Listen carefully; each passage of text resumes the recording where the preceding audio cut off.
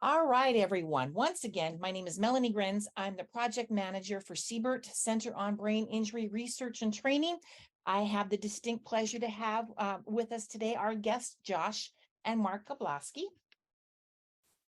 Okay, so Mark and Josh, in 2005, at the age of 3.5 years, Josh was the victim of a hit and run motor vehicle accident that left Josh with a massive traumatic brain injury.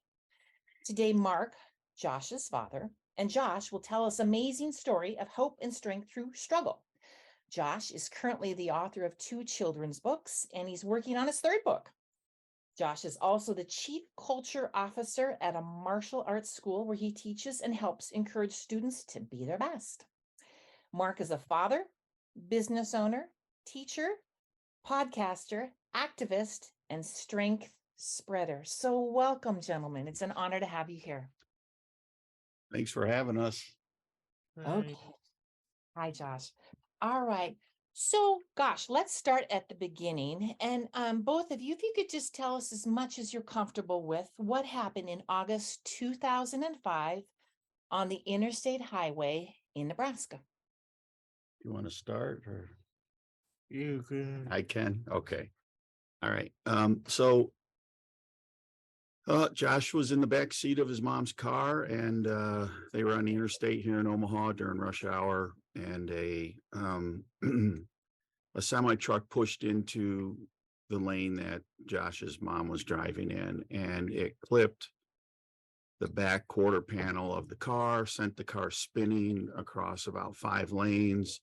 When it came to a stop, another semi just literally plowed into it and created a pretty devastating car crash and left Josh with a traumatic brain injury. The injury was so bad, and he was literally so near death, that the police, before they loaded the car up to be towed away, they wrote fatality across the windshield. They didn't think he was going to even make it to the hospital.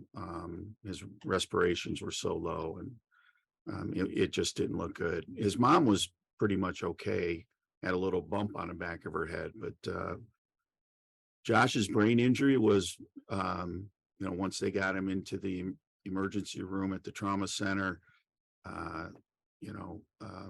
realized through the imaging that there had been massive damage to both hemispheres, all the lobes, and the brain stem. And that left him in a coma for 34 days. Although when he was emerging from the coma, it wasn't really, like how it is on TV where somebody wakes up and it's like, hey, can I have a piece of pizza or whatever? It was not like that at all. It was, you couldn't tell any difference really from the day he was classified comatose to the next day when he wasn't. And that was kind of discouraging. The doctors couldn't give us any good information about where's this thing going? If his leg had been broken in 17 places, they would, they'd go, okay, we're going to get a bunch of plates and screws and we're going to put them back together. But brain injuries are nothing like that. And every brain injury is different. So it was tough. It was tough. He was in the hospital for 4 months. Yeah. The thing I don't look anything like Nick. Oh, right. Nick, yeah, you're thinking about other people who have challenges. Right. Right. He has a hard life because he was born with no legs and no arms, right? That makes it, everybody's life's hard, isn't it? Yeah. Yeah. So yeah, it was really tough. But that's kind of how it all started, hit and run. Okay. Can you talk about the challenges that when he was in the hospital for those 12 weeks? How were therapies? Did you feel heard? And then if you could maybe speak to how you think things might be at this point, 18 years later. Sure. So the first 3 weeks he remained at the trauma center. They ended up putting a feeding tube in him, and we consulted with a rehabilitation doctor here in town, who primarily worked with adults. There's no children's facility. Dr. Franco. Yeah, Dr. Tom Franco. Josh still sees him. He's an amazing man. But he came in and consulted, and we decided to go with him at one of the hospital systems up here. And after 3 weeks, Josh went there and he started doing therapies. He did 7 hours of therapy a day for the next 3 months. And, you know, it was an hour of PT, OT, and speech, morning and afternoon. And then they threw in an hour of recreation therapy, which was really amazing. I mean, like, I got this education about all these specialties out there in the world that are doing so much work to help people with brain injuries and other types of injuries. So, but it was tough. I slept at the hospital the whole time. I just lived there. There was a part of me that didn't want to leave. My understanding of brain injuries was we don't know what's going on inside a person's mind, head when they're in a coma. And so I just wanted to be there and be able to talk to him and encourage him and, let him know that he was safe, even if everything kind of felt different and smelt different and sounded different. And, but it was difficult as a parent, when you sit there and you look at your child in a bed, you have no idea what the future is. Like, the future was one way on the morning when he got in the car, and our future completely changed like a minute later, literally, after the car was hit. So he spent 7 hours a day in therapy. Sundays we had off. Saturdays was a half day. And we wandered the halls quite a bit, landed in the chapel more than once to say a few prayers, keep our spirits up. And slowly he started to emerge, and he was getting better. He was able to move, but he was unable to talk. I mean, even after 4 months in the hospital, he was still unable to express himself at all. When they finally did measure him, as we were going through an evaluation to get him into public schools and get him some help there, 5-6 months after the injury, he had zero expressive vocalization, and I'm sorry, not zero, 0 months, like a newborn baby, literally, and about a 9-month-old baby for understanding language. So even after all those therapies, it was still, the brain injury was just so severe that it made it very difficult for him to recover. And here we are 18 years later, and we still go to physical therapy, right? But it's on Thursdays. Yeah, we only once a week. We just cut down to once a week about a month ago from twice a week. But we're still going to therapy, trying to help him manage his mobility and, keep from falling and try and make his life as safe as possible and, as normal as possible is same Right. thing. Right. So you spoke a little bit about the challenges you experienced. Can you talk about when Josh was discharged from the hospital? Can you talk about the challenges in all areas of life that you experienced and possibly how they're better now? Sure. So when Josh was discharged, we went to outpatient therapy status. We went to 12 appointments a week for therapy, again, speech, PT, and OT, 4 times a week each. Then it was tough because he was still unable to walk. He was still unable to hold himself up without care or assistance. Sorry, he had to be fed. He was back in diapers. I mean, He had been potty trained long before the accident at 3.5, but had to go through this entire process of not just like having a newborn baby again who weighed 50 pounds, but his situation was even more challenging than a newborn baby. After the accident, he couldn't even swallow his own saliva. A newborn baby can at least suckle and get nourishment. He could do none of that. So out of the hospital, life was still very challenging. And he wanted to move. Like, his spirit was this powerful force inside him that kind of was driving him forward to recover, even though he didn't know what recovery was. He was just trying to be normal. You know what I mean? Like, be a kid. And for instance, he would try to crawl out of bed in the middle of the night, but he couldn't walk. He couldn't stand on his own. So, we had to find a way to keep him in his bed, which meant I slept on one side and the bed was pushed up against the wall. And then that way he was safe at night.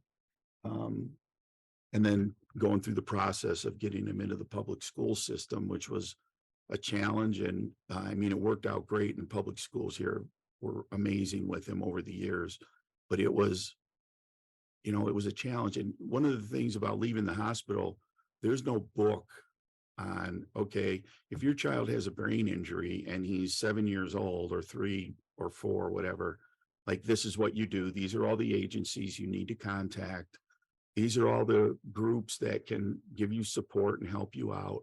There's nothing really out there that guides us along those. There's lots of groups, but they're not necessarily all connected and unified and do step A, then B, then C, then D, and everything's going to work out. Life became very, very difficult just because you don't know what you're doing or where you're going. And you don't know how this is going to play out. So in your mind, you're worried 24, as a parent, you're worried 24/7. Like, how is my child going to be able to do school? Will he ever be able to drive a car? Will he ever be able to play football or, go water skiing or ride a bicycle? Like, all that stuff was there all the time, which made it more challenging to, I don't know, get through the day. There was 1,000 unknowns, and the next day there weren't necessarily any answers. Right, right. Thank you for your honesty and your transparency. I know there's a lot of folks on this webinar that have dealt with folks and possibly have a family member also that has sustained a head injury. So this is all very good information. So, and I appreciate you talking about the new normal. What's next? We don't know. Yeah. We're going to embrace it. We don't know how it's going to play out, but here we go. And there's not a manual, and we hear that all the time. So, Mark and Josh, we have several educational folks on this call this morning. I just wonder if you could dive in deep about education. When you were discharged from the hospital, able to go back to school, how did that look? How were services? Did you feel heard?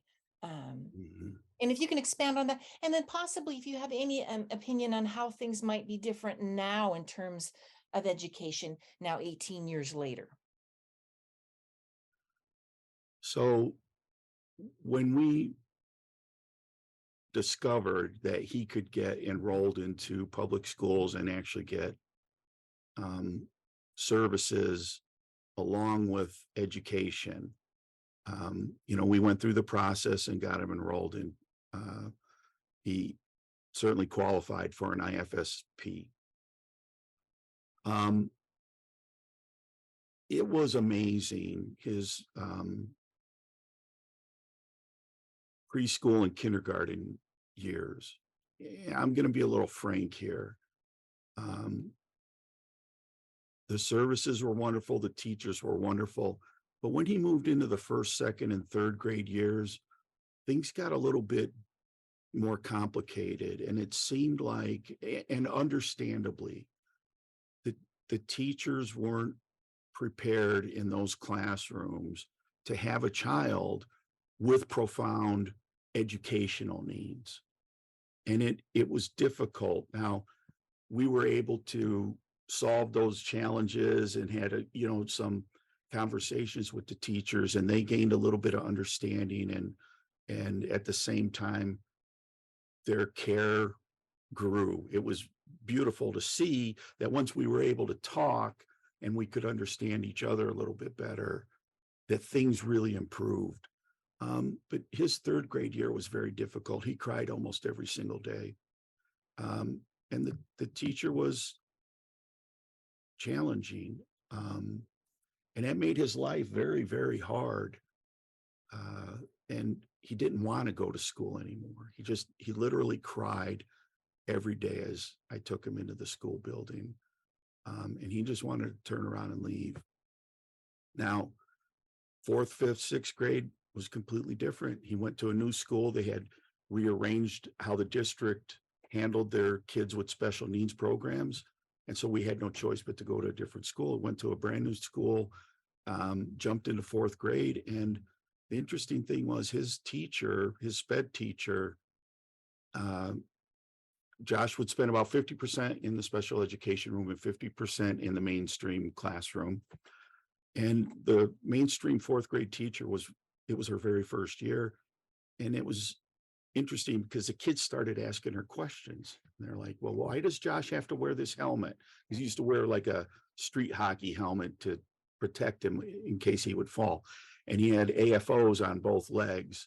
And his speech was a little bit different. And the way he walked was different. So the kids were curious. They're like, how come? Why is this? And the mainstream teacher, invited me into the classroom to just talk to the kids and let them know like why this situation was the way it was. And so I spent 20 minutes in there one morning. It was so interesting. I actually took some photos of the car after the collision and talked to them about, okay, well, everything was great. Josh was born. He could run and play and jump just like you guys. And his body worked fine and his brain worked fine. But then when he was in this car accident, his brain got hurt, and it got hurt really bad, and it changed everything in his life. And so that's why he has to wear the helmet, because he could fall very easily and it could hurt his head again. He has to wear those braces to help him walk, et cetera, et cetera, et cetera. You could almost see, it was so exciting. You could almost see like light bulbs going off on these kids above their heads. And they're like, oh my gosh, that's why. It all makes sense now. And that was a profound moment for me to see that if we're educating each other about whether it's a brain injury or Down syndrome or a missing chromosome or whatever it is, when somebody appears to be substantially different in their development, like especially at those younger ages, kids just accept it. They just accept it. So from then on, his educational experience was pretty great, except he didn't like going to school, which was pretty, I guess, normal for a lot of us. But school was good. Yeah. Yeah. Tell her about why you want to do the best program. Oh, right. Yeah, they have an 18 to 21-year-old program here, but Josh didn't want to do it because he decided his career was going to be in the martial arts like me. And he just wanted to come to work. So yeah, his education or academic education stopped after high school. Thank you for making those comments about the knowledge of traumatic brain injury. I mean, knowledge is power, and getting your story out, Josh, is very powerful to a lot of people because they just don't understand traumatic brain injury. And there was a comment in the chat box here: teachers have such a great impact upon kids, be that good or bad. Yes. And with training and knowledge, I mean, yeah, makes all of the difference. All right, so Josh has a website. And Matt, if you could kindly put that website into the chat box. And on Josh's website, makes some really powerful statements that life really isn't fair, right? a lot of things aren't fair, but I know that there are a lot of things that aren't fair for a lot of people. And so Josh said, I wanted to do what I could do to help. So I wrote a book. Oh, And I'm just going to put these in the screen here.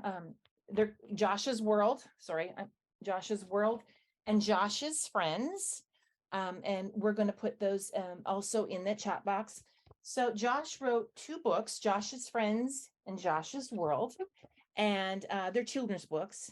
And 100% of the proceeds for the sale of these books goes to the Sunshine Foundation. So Josh and Mark, if you could just speak to the books first, and then we'll go into the Sunshine Foundation, okay? Please. So, Josh, why'd you write the books? so kids could know life is tough in some ways. Yeah. And you've been through some hard stuff. Yeah. And if you could get through some hard stuff, they could probably get through some hard stuff. Or as we said, Though, what sometimes when we give a talk, he finishes it up with, if I can handle it, don't, if I can handle my crap, you can handle your crap too. But he doesn't use the word crap because he's an adult now. So anyhow, yeah, the story's about you, but it's for them. It's your story of going through hard things and to keep going, even though, are you happy all the time? No. Do you get sad about things? Yeah, like, I wish I could drive. Right. And do most things that I see other kids, other folks my age doing. Yeah. But you can't do them because of the brain injury. Yeah. But do we stop trying? Are you still hoping to drive someday? Yeah. Right. And you even let me test drive the truck.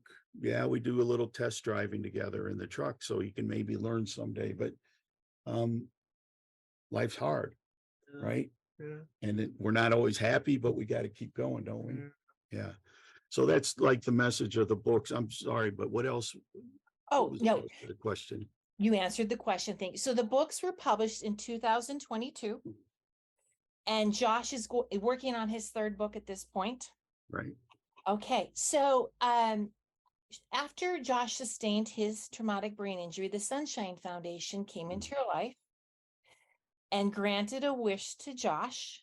And so can you speak to that granted wish and the impact that had upon your family, you and your family? Sure. So Josh was granted a dream from Sunshine Foundation. Sunshine Foundation is actually the oldest dream or wish granting organization in the country. They actually were around 4 years before the big name came out, Make-A-Wish, and they have a dream village down in Florida in the Orlando area.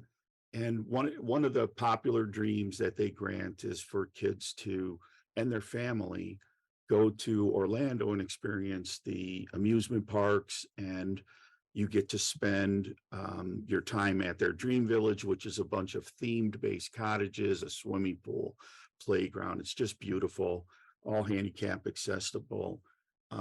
So we got to experience that, and it was profound for us. I mean, Josh had fun when we drove up to the park and he saw the big Mickey Mouse at the entrance of the Magic Kingdom. He was so excited. He clapped his hands so hard that he hurt them. But we had a wonderful time there. But it was interesting because I think it did more for me than it did for him, because it kind of restored my hope, and I got to see my son like just loving this experience of being in the Lion King theater and watching the show and going on the different rides and kind of experiencing life as a normal kid would.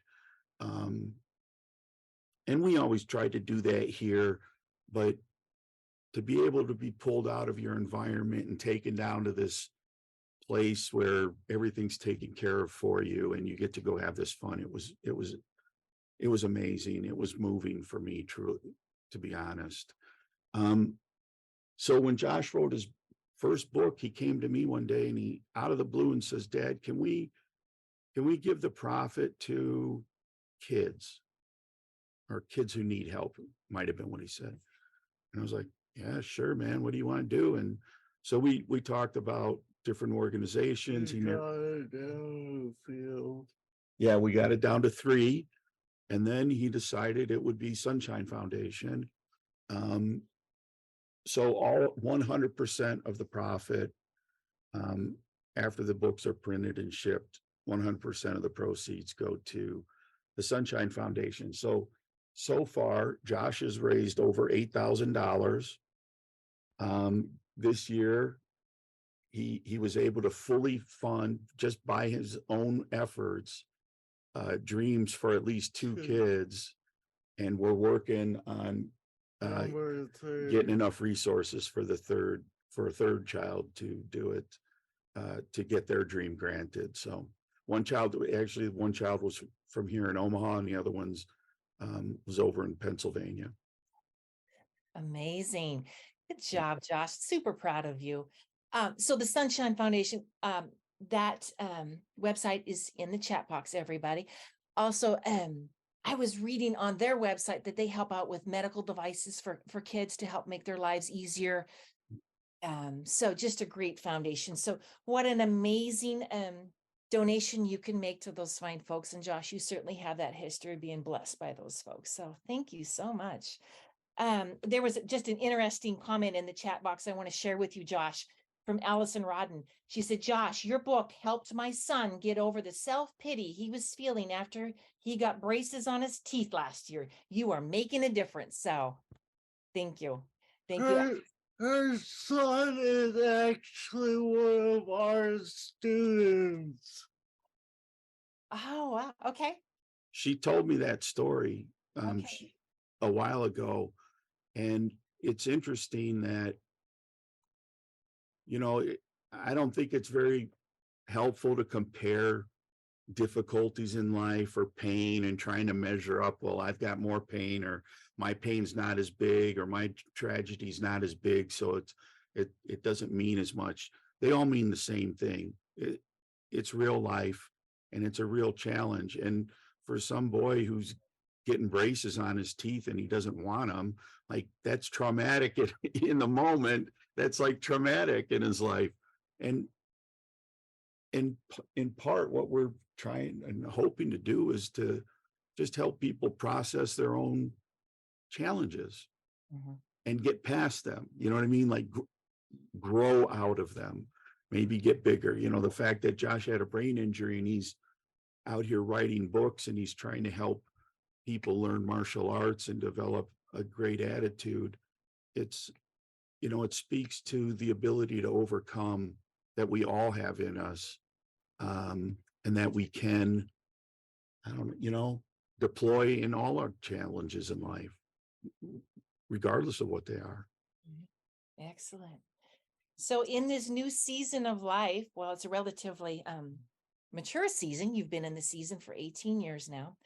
The new normal that you have found now is some blogging. Both of you are out there on the speaking circuit. And in February, you did just a flurry of speaking engagements. Can you speak to those speaking engagements, how that's going? And then we'll move into your websites and your blogging and your martial arts. Okay, so if you could just speak to your speaking engagements in February, how that went and the folks you touched. Yeah, you bet. We love to get out on stage and share our story. And our story really is everybody's story.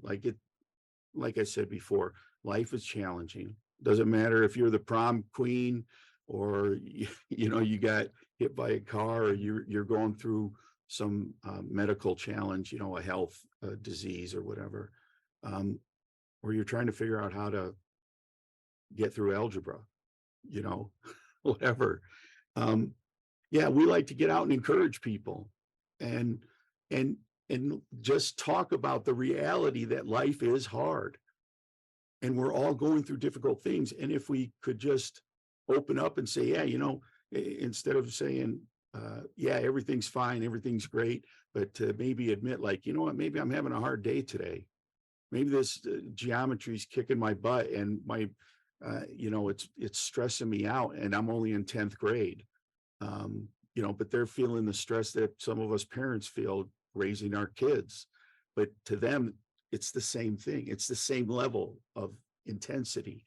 So we want to encourage people of all ages, young and old.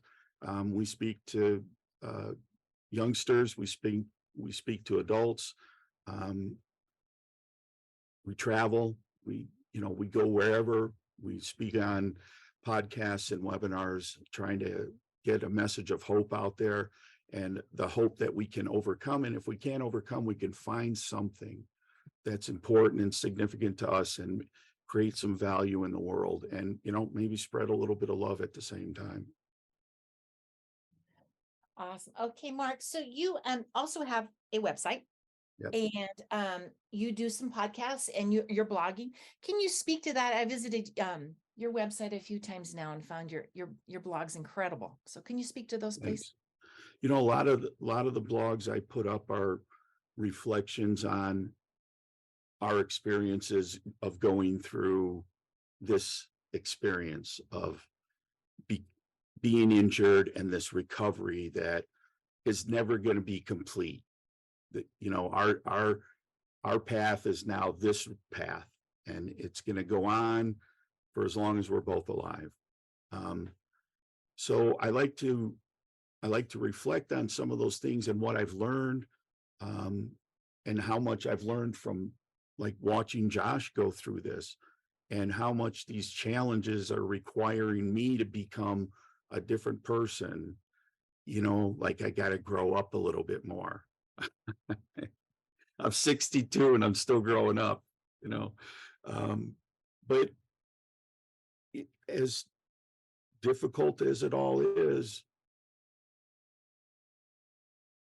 these experiences are allowing me to see the world differently, see myself, but really people, the world. And it's caused me to grow empathy and compassion. And I was patient. I've been teaching martial arts for 36 years now. I'm pretty patient. I mean, that's not a brag. I've learned that that's what helps to teach people. So I've pursued becoming a more patient person over my years. But holy cow, watching people go through their challenges, like Josh and this whole community that we've been exposed to since then, it really challenges me. And so I think sometimes I can learn something and then share it in my blog or share it on a podcast. I've interviewed a lot of interesting people who've gone through some very difficult things, and how they've, found the strength or the wisdom or a combination to make their lives better. And that doesn't always work out, because some people hit hard times and sadly they don't recover from them. But we want to send a message out there that it's worth it to try, to never give up. Never give up. Nicely put. So Josh, as amazing as you are, I'd like you to speak, please, about your illustrious job as the Chief Culture Officer at the Martial Arts Academy. Can you speak to that, please? Yes. So what that means is I walk around the mat and see who's all doing a good job on their stances, skin roll, doing it correct. And then what do? You Give them compliments. You're the good finder. Yeah. He's our good finder.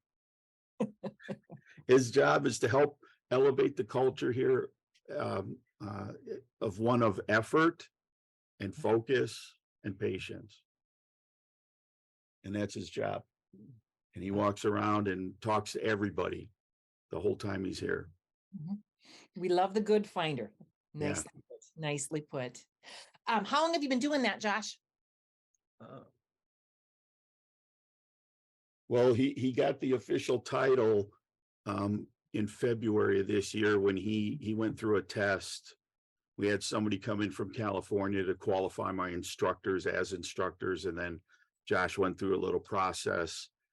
We had a very specialized test for him, and he officially became the chief culture officer in February. Awesome. Awesome. Great. Great. Proud of him. What is what's a goal that Josh has for the future? You've done so much and you're so amazing, but tell us what's on the horizon. I'm planning on taking over the business. Wow. And I already got some help from, he's one of our black sashes. He's already building a team. So when I'm gone, dead and gone, he can proceed seamlessly. Awesome. Awesome. Mark, you are working on a memoir.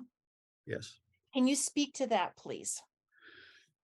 Sure. The working title is Strength Through the Struggle, which is the title of my podcast.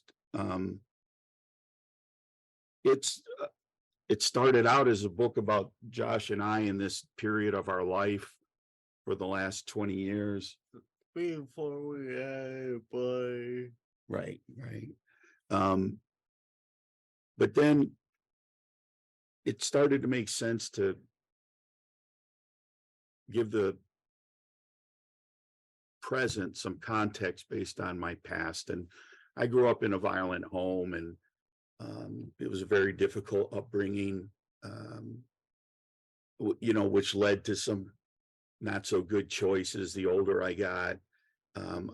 Now, it's not like I turned into a criminal and did all kinds of horrible things, but, it led to drugs and alcohol abuse, and just making some difficult choices like in the moment I didn't want to make them, but I made them anyhow.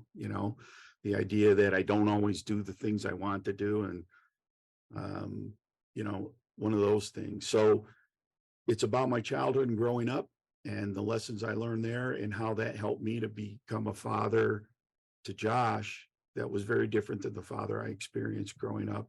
I guess in short, you could say it's about the father wound, that some of us get, that kind of helps set a path for us that maybe we'd rather not be on. And we got to learn from it at some point and start making our own choices. The strength through the struggle and making good choices. So amazing.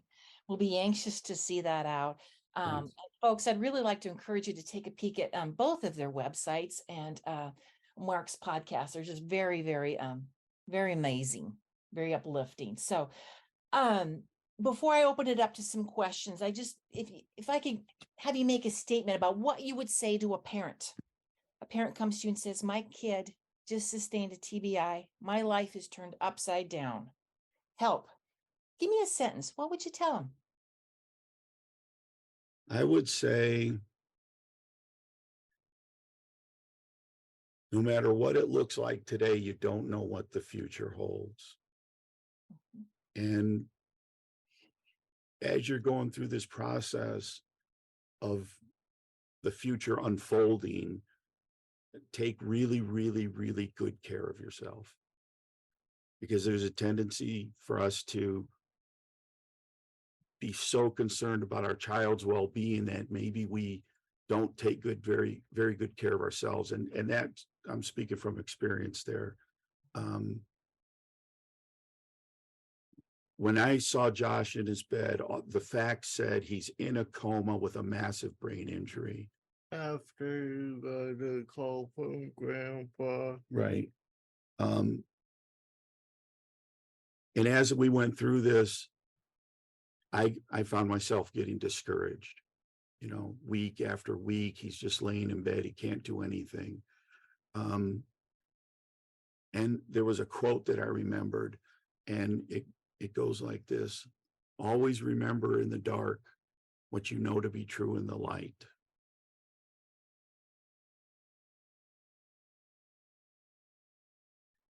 And when that came back to mind, I went to the nurse's station and I asked them for a Post-it note, and she handed me, one of those yellow Post-it notes, and I started to write it down, and I was like, do you have any of those pink ones, those like bright pink? And she happened to have one, so she handed that to me, and I wanted something really bright, like that stuck out, and I wrote that quote out: always remember in the dark what you know to be true in the light. And I stuck it on that big oak door going into his room, and I forced myself to read it, going in and out of that room every day, to help remind myself to not focus just on what's happening here in the moment, but that the future is out there. And I don't know what it looks like. And every storm that I've ever lived through in my life, I came to the realization that while it was thundering, lightning, and the windows were shaking and the wind was blowing, like there was perfect sunshine on the other side of the clouds. And the truth is that's reality. The storm is temporary, but the reality is there's sun out there, and the sun's going to shine again, no matter what level of loss or difficulty. Life can be good again. And I wanted to hold that thought in my head and in my heart, and use it to give myself the energy to keep going. Very inspiring. We have a comment in the chat box, Mark, from Catherine Rhodes. She says, my mother had a TBI when I was 14, and I've been her caregiver for the past 15 years. Can you speak on any coping skills or things that really helped you while taking on that new caregiver role? You've kind of spoken to that a little bit, but could you expand on that, please? Sure. There are things that you hear all the time, like eat good food, eat healthy, like vibrant food that will nourish your body. The tendency is, I need a quick fix of energy, so I'm going to go grab something with sugar in it. But that, you know what I mean? It gives you the quick fix, but then you drop off. So eating well, drinking lots of water, be careful about stimulants. Again, I was always looking for energy, so I might be at times reaching for something that's going to give me that quick boost, but not the sustained energy. You've got to take care of your soul, mentally and emotionally. And whether you have a faith walk or some sort of spiritual practice, I would double down. Double down on that, and let your soul be fed however you choose to feed it. Meditation is good, and it doesn't have to be spiritual. It's a physiological thing. You don't have to turn it into something spiritual. It's just something that helps your brain and your nervous system settle down.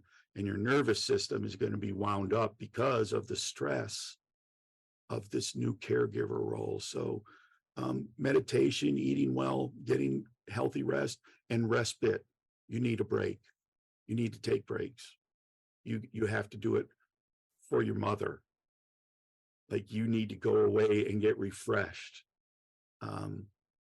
for yourself and for your mother. So if you can't do it for yourself, do it for your mom. Well stated. And you mentioned before that when someone has a head injury, there's not a manual. What do I do next? There's not a flow chart. Right. And so it's just, and I really appreciate you both coming on and increasing awareness of TBI, because there is respite care out there and you really need to tap into that. So another thing, Mark, if you could just, there's many educators on this call. Could you speak to educators about the importance of working with students with all disabilities and TBI, and the impact that they're going to have on kids, and what they need to do to be all they can be to help kids? Yes.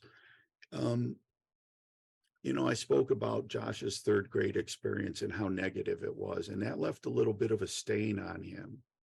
So educators have a huge, huge impact on it, as far as I can tell. And he's had amazing, very caring teachers, almost all of them. But I think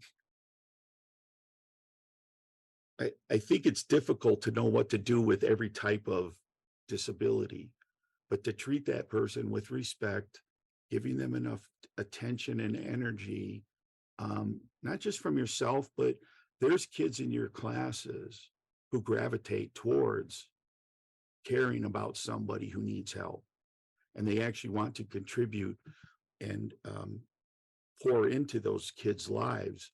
And I think that without making yourself crazy, you can actually get some help from some kids in the classroom that want to be next to these kids, who want to help tutor or mentor them. And I think that it's possible to kind of multiply yourself by handpicking some of these kids that look like just, good kids that want to help. But yeah, there's a huge impact. And I think kids feel awkward. Some of them that are aware of their disabilities, they're painfully aware. Mm-hmm. They really are. And they already feel left out because they don't fit, they're in a wheelchair, or they have to use crutches because, one of their legs are damaged or gone. So they already feel left out. And I think helping to bring them into the fold and help them to feel normal, because they're normal. They're just different. Mm-hmm. They really are normal. They're just different. I think if you can walk into your classroom with that attitude, that make a huge difference for every kid with a disability. Right. Excellent. Thank you so much. I just want to remind folks too, that if you ever have any questions about students with head injuries, please see our website, returntoschool.org. We've got a lot of resources there in the state of Oregon. Oregon, Washington, Alaska, and Arkansas are our partners. And that is in the chat box there. So we're happy to help. We are here to help, and we sure appreciate you both joining us today and giving us your amazing story of hope and that new normal, and being a strength spreader and being good finders. I'm going to use that line for a long time now. Very nice. Okay, I'm just looking at the chat box here.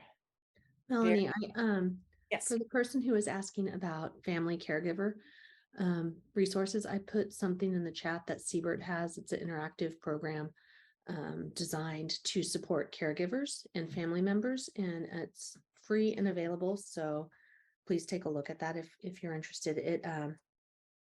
The content mirrors very much what Mark said about taking care of yourself and making sure that you're okay, so you can do a better job taking care of your loved one. Okay, go ahead, folks, and put your questions or comments in the chat box at this time. We've got a few minutes left. Okay. Mark, are you still participating in martial arts competitions? My students are, I'm not. Okay. Yeah, we don't focus on it. It's not like a primary thing for us. Our goal is to be just putting out as the best human beings we can. Right. Yeah. Right. Awesome. And Matt, if you could put that survey in the chat box at this point. And once again, folks, when you click on that survey, please complete that. That helps guide our next webinars. And then it will, again, once you complete the survey, it will take you to your certificate of completion. Okay. Good question from Catherine Rhodes. Did anyone in your family deal with PTSD or anxiety around the cars after the accident? If so, what did you find helpful? Josh, it wasn't towards cars, but he's developed a great deal of anxiety. He's very anxious now.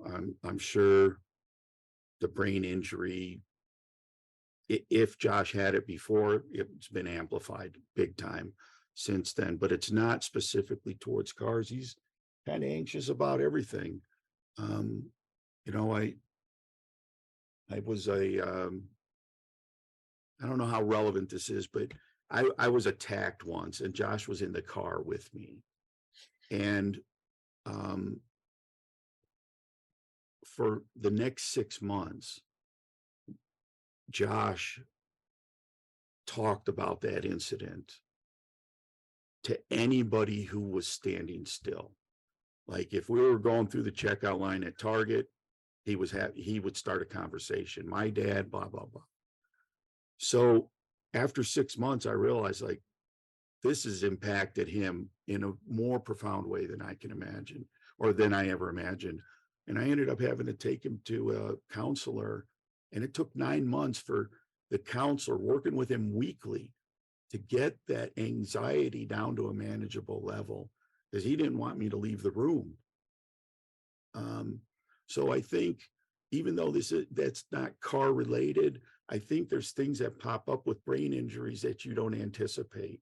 You don't see them coming, and by this time you realize there's something going on there, like it's been going on for a while. So I think that's an excellent question. And anxiety for him for sure. And I would say anxiety for me, is it PTSD? Is it anxiety? Is it a broken heart? I don't know. Maybe it's all three, to be honest. Yeah. It's hard. Good question. Good question. In the last few minutes we have, Josh, so you've got that third book coming out. Yeah. Do you think you'll write more books? What you think? I'm planning on to make a whole series. Awesome. So we hope to have the third one out in November of this year. And then he's just going to that's his plan anyhow. He's going to keep writing. And then Mark, can you remind us when your book will be ready? Should be November. November as well. Okay. Okay. Yes. This is the guy that gives me all my book experience. We're a good team. Yes, you are. Yes, you are. And then how often do you go and write a new blog?